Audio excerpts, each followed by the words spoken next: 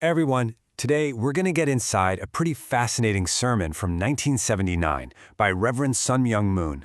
We're going to deconstruct a really core theological concept he laid out for his followers, this idea of home church, and how it was seen as the key to building the kingdom of heaven right here on earth.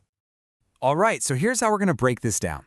First, we'll tackle the big question: what even is home church? Then, we'll dive into the sermon's vision of a world fundamentally in conflict. After that, we'll look at the solution, this path of restoration, then the specific mission given to followers, and finally, we'll see what it all meant for the individual's personal day-to-day battle. Okay, first things first. Let's get right to the heart of this whole thing. What exactly are we talking about when we say home church?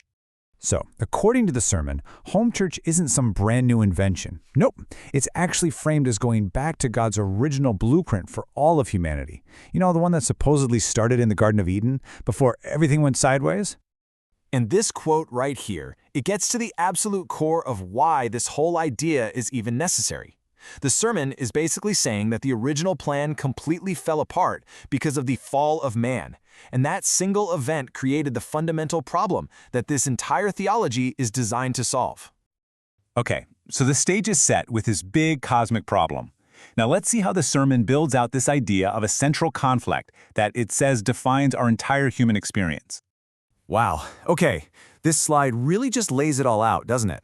The sermon's worldview is split right down the middle into two completely opposite ways of living. You have the God-centered life, unselfish, giving, focused on others, and that's the path to heaven. And then you have the self-centered life, selfish, taking, focused on yourself, which the text says leads directly to hell.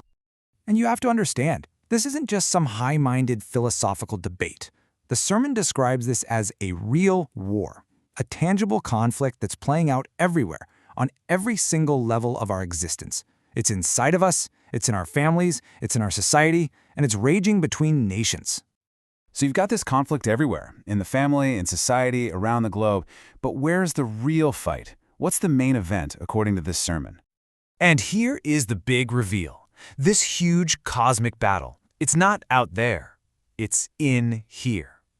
The sermon argues that the most important, the most intense war between good and evil is the one that's fought inside the heart and mind of every single individual. So we've got the problem, a world and a person, totally divided. So what's the solution?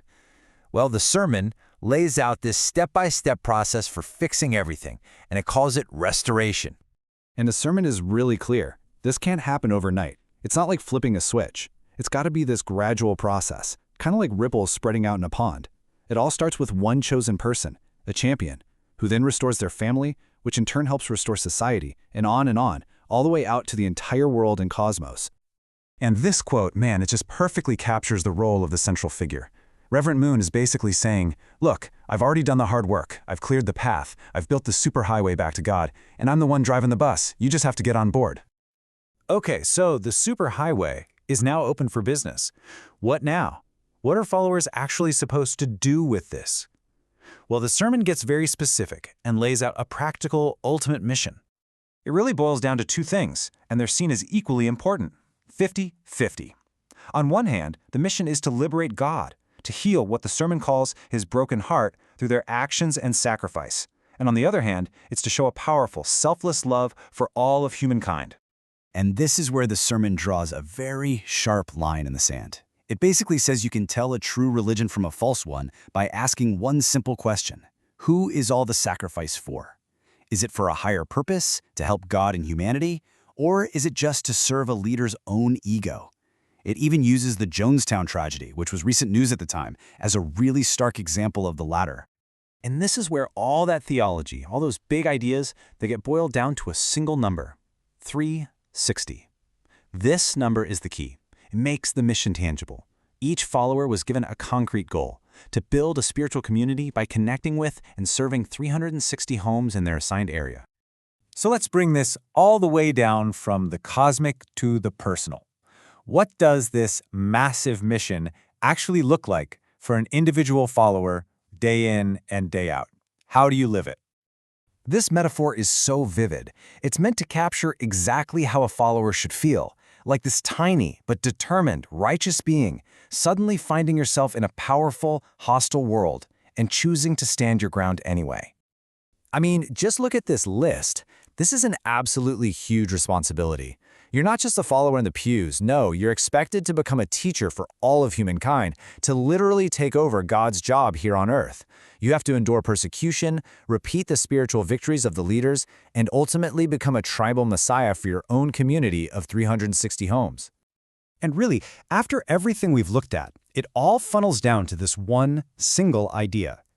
The home church mission isn't just a project or a good deed. It's presented as your destiny, as the final and only key to unlocking salvation, not just for you, but for the entire world. So there you have it. We've walked through the entire logic of this sermon, from a world broken by the fall all the way to this very specific mission for restoring it. And it really leaves you with this one big question, doesn't it?